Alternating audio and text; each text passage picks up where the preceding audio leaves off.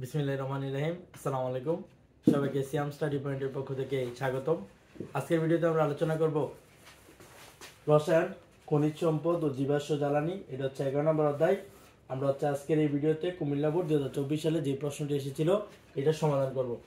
তো কুমিল্লা বোর্ড 2024 সালে আমাদের প্রথম যে সৃজনশীল এসেছিল এটা হচ্ছে যে দেওয়া আছে যে একটি যৌগ পি যৌগ এবং কিউ যৌগ, এবং এটা সাধারণ সংকেত দেওয়া আছে যে পি যৌগের সাধারণ সংকেত CnH2n, এবার হচ্ছে কিউ যৌগের সাধারণ সংকেত দেওয়া আছে CnH2n+1 OH, এবং n সমান হচ্ছে 3। আমাদের গ নম্বরে বলে দেওয়া আছে যে কিউ যৌগ হতে কিভাবে জৈব অ্যাসিড প্রস্তুত করা যায় ব্যাখ্যা করো। তাহলে আমাদের এই কিউ যৌগটা হচ্ছে কি আমাদের আগে দেখতে হবে। তাহলে এখানে হচ্ছে এই কিউ যৌগটা হচ্ছে এটা হচ্ছে একটা অ্যালকোহলের একটা সাধারণ সংকেত। তাহলে এখানে n এর মান যদি আমরা বসাই তাহলে আমরা বুঝতে পারবো যে কিউ যৌগটার নাম কি। তাহলে হচ্ছে আমরা প্রথমে এখানে এই সংকেতটা লিখে নেব যে CnH2n+1 OH, যেখানে n সমান 3, তাহলে যেখানে n আছে আমরা 3 বসাই দিব। তাহলে হচ্ছে C3H2 × 3+1 OH, তাহলে এটা হচ্ছে C3 হচ্ছে H7OH। তাহলে হচ্ছে আমরা এটা বলতে পারি যে এই মৌলটা হচ্ছে প্রোপানল। তাহলে এটা যদি আমরা সাজাই লিখি তাহলে হচ্ছে কার্বন, এখানে হাইড্রোজেন হচ্ছে 7টা আছে, তাহলে হচ্ছে আমরা হাইড্রোজেন কার্বনের 4টা হাত হচ্ছে পূর্ণ করে দিব।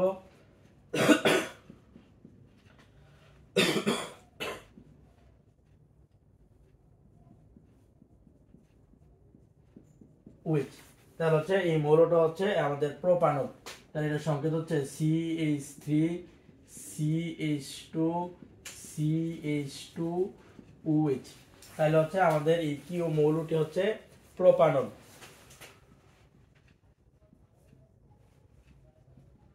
এখন আমাদেরকে প্রশ্ন বলছে যে এই কিউ যৌগ মানে প্রোপানল হতে কিভাবে জৈব অ্যাসিড প্রস্তুত করা যায়।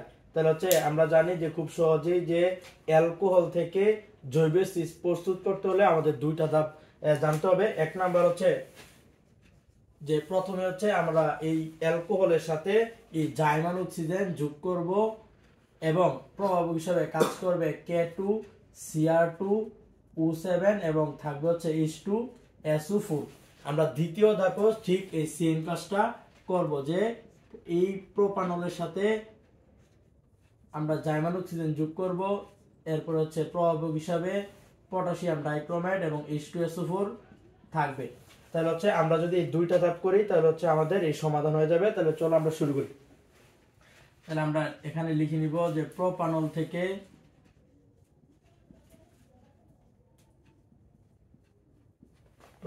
থেকে জৈব অ্যাসিড প্রস্তুতি।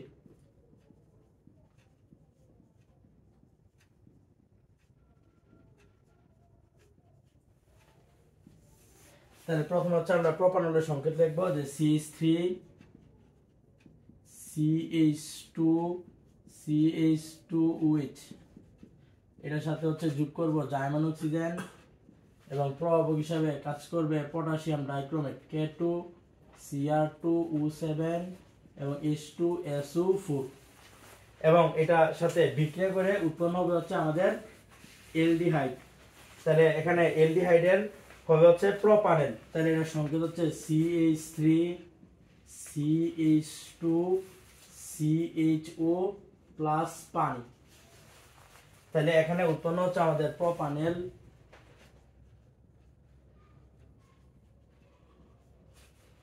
এই উৎপন্ন প্রোপানলের সাথে আমরা আবার যে জাইমান অক্সিজেন এবং পটাশিয়াম ডাইক্রোমেট এবং H2SO যোগ করি তাহলে হচ্ছে আমরা এই প্রোপানোইক অ্যাসিড পাবো। তাহলে হচ্ছে আমরা এই উক্ত যে প্রোপানল এটা আবার হচ্ছে আমরা এখানে লিখব CH3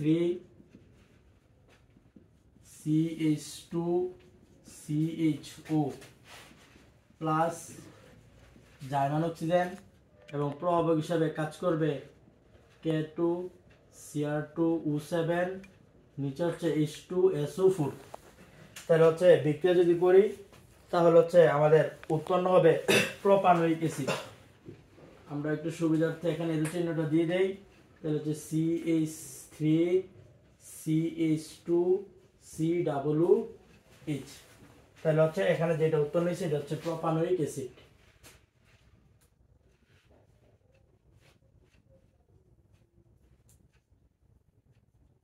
প্রোপানিক অ্যাসিড। তাহলে হচ্ছে আমাদের গ নম্বরে বলছিল যে কিউ যৌগ হতে জৈব অ্যাসিড প্রস্তুত করো, তাহলে হচ্ছে কিউ যৌগটা ছিল হচ্ছে প্রোপানল। তাহলে হচ্ছে আমরা প্রোপানল থেকে এই জৈব অ্যাসিড প্রোপানিক অ্যাসিড তৈরি করেছি। এখন হচ্ছে আমরা সমাধান করব গ নাম্বারটা। পি ও কিউ যৌগের পারস্পরিক রূপান্তর সম্ভব বিশ্লেষণ করো। এখানে পারস্পরিক রূপান্তর বলতে যে পি হতে কিউ উৎপন্নকরণ এবং কিউ থেকে পি উৎপন্নকরণ, এটা হচ্ছে পারস্পরিক রূপান্তর। তাহলে হচ্ছে আমরা পি মৌলটা কি এটাকে জানতে হবে, এবং কিউ মৌলটা হচ্ছে আমরা জানছি এটা হচ্ছে একটা আমাদের প্রোপানল। আর এই কিউ যৌগটার সাধারণ সংকেত হচ্ছে CnH2n এবং এটা হচ্ছে অ্যালকিনের সাধারণ সংকেত। এখন এটা যদি আমরা মান বসাই তাহলে এটা আসবে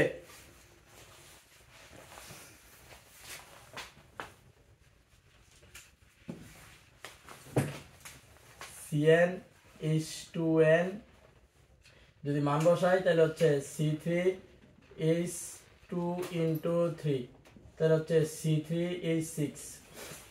তাইলে এটা হচ্ছে প্রোপিন, এটা হচ্ছে প্রোপিন। তাহলে হচ্ছে আমরা প্রথমে হচ্ছে এই বলছে পি ও কিউ যৌগের পারস্পরিক রূপান্তর।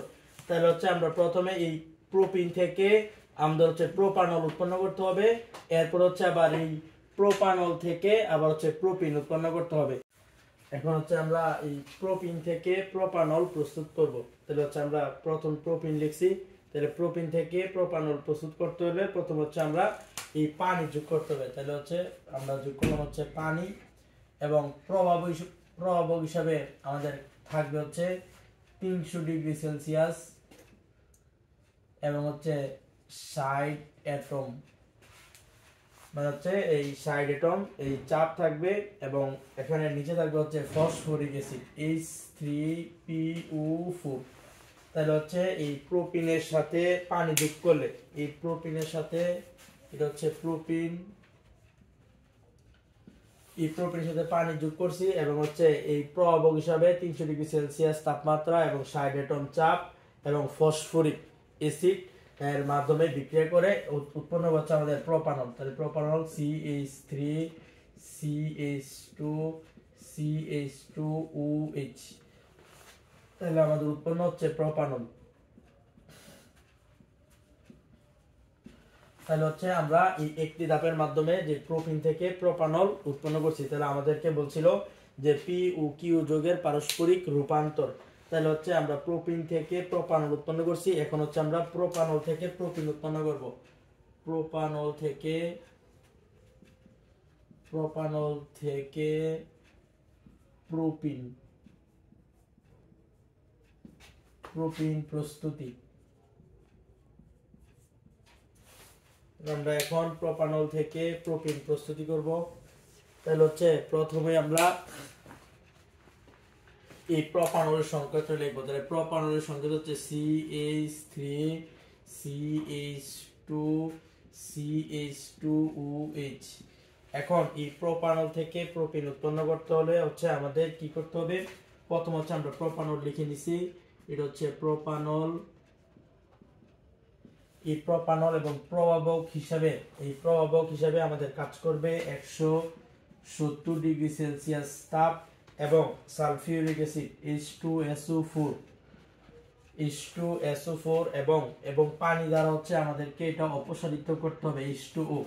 তাহলে হচ্ছে আমরা প্রোপানলকে 170 ডিগ্রি সেলসিয়াস তাপমাত্রায় এবং সালফিউরিক অ্যাসিডের উপস্থিতিতে এবং পানি দ্বারা অপসারিত করলে আমাদের প্রোপিন উৎপন্ন হবে।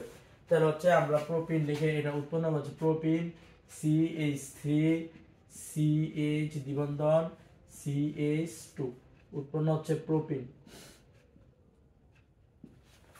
তাহলে আমাদেরকে বলছিল যে পি এবং কিউ যৌগের পারস্পরিক রূপান্তর সম্ভব কিনা। তাহলে আমরা হচ্ছে দেখলাম যে পি এবং কিউ যৌগের পারস্পরিক রূপান্তর সম্ভব, মানে প্রোপিন থেকে প্রোপানল প্রস্তুতি এবং প্রোপানল থেকে প্রোপিন প্রস্তুতি। তাহলে হচ্ছে আমরা এই প্রোপিন থেকে প্রোপানল প্রস্তুত করে দেখিয়েছি এবং প্রোপানল থেকে প্রোপিনল প্রস্তুত করে দেখেছি। তাহলে শিক্ষার্থীরা আশা করছি তোমরা খুব সহজে কুমিল্লা বোর্ড 2024 সালের এই সৃজনশীলটি বুঝতে পেরেছ। পরবর্তী ভিডিও দেখার আমন্ত্রণ জানিয়ে আজকের মতো এখানেই শেষ করছি। আল্লাহ হাফেজ।